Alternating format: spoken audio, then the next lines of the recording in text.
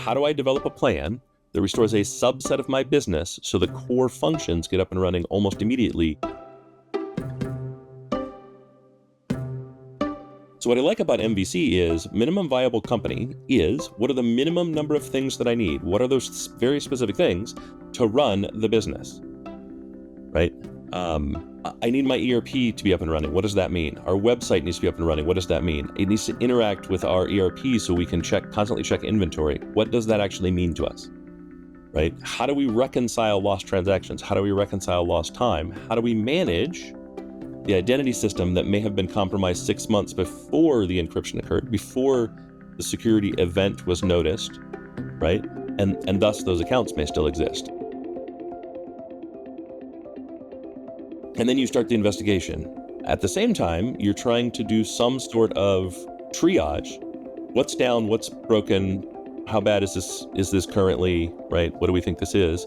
The reason investigation is important is you're trying to figure out how long have they been in your environment. It's a critical piece of information to recovery. And immediately you start kicking off, what is our failover, if any, and how do we get back up and running?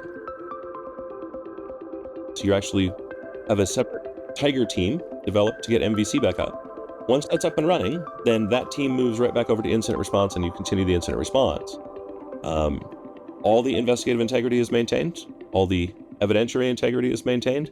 All of that stuff can still continue and is part of the feedback loop that you use for the long-term repairs, while the business, the minimum viable business, however you define that, is up and running. And the neat part is it also doesn't have to be one thing, right? You could have an MVC for the company, but you could also have an MVC for a particular piece of operations or a particular business unit. Commvault has staffed around this. They've staffed to help be your kind of consultant as they go through this, and they're bringing their partner network along with them, right? So you don't have to feel like you're all alone here. It's really critical that you have tools that make testing easy, because you're effectively testing the theory of, is this my minimum viable company?